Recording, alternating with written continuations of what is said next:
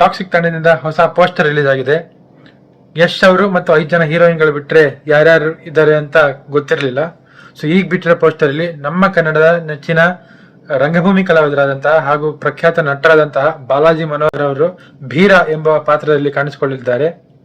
ಅವನೇ ಶ್ರೀಮನಾರಾಯಣ ಎಂಬಂತಹ ಚಿತ್ರದಲ್ಲಿ ದೊರೆ ರಾಮರಾಮನ ಧರ್ಮ ಸಂಪಾದನಾದ ಜಯರಾಮನಾಗಿ ಕಾಣಿಸಿಕೊಂಡು ಸ್ಕ್ರೀನ್ ಅನ್ನ ತಿಂದು ಹಾಕ್ಬಿಟ್ಟಿದ್ರು. ಹಾಗೆ ಸ್ವಾತಿ ಮುತ್ತಿನ ಮಳೆಹನಿ ಆಗಿರ್ಬೋದು, ಅವತಾರ ಪುರುಷ ಆಗಿರ್ಬೋದು, ಹಾಗೆ ಇತ್ತೀಚೆಗೆ ಬಂದಂತಹ ಛಾವಾ ಚಿತ್ರದಲ್ಲಿ ತಮ್ಮ ಛಾಪನ್ನು ಮೂಡಿಸಿದ್ದಾರೆ.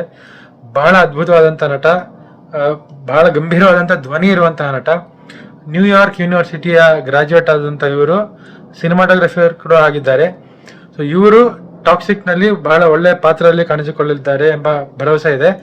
ಯಾವ ತರ ಇರುತ್ತೆ ಪಾತ್ರ, ರಾಯ ಅವರ ಟೀಮಲ್ಲೇ ಇರ್ತಾರ ಅಥವಾ ರಾಯರ ಮುಖಾಮುಖಿಯಾಗಿ ಅವ್ರ ಆಪೋಸಿಟ್ ಅಲ್ಲಿ ನಿಂತಾರ? ಇದಕ್ಕೆ ಉತ್ತರ ಮಾರ್ಚ್ 19ನೇ ತಾರೀಕು ಸಿಗಲಿದೆ. ನಿಮ್ಮ ನೆಚ್ಚಿನ ಚಿತ್ರಮಂದಿರಗಳಲ್ಲಿ ಸಿನಿಮಾನ ಹೋಗಿ ನೋಡಿ.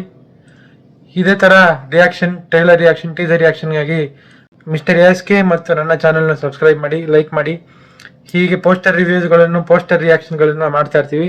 ಕೆಳಗಿನ ಲಿಂಕ್ ಅನ್ನು ಕ್ಲಿಕ್ ಮಾಡಿ. Stay tuned.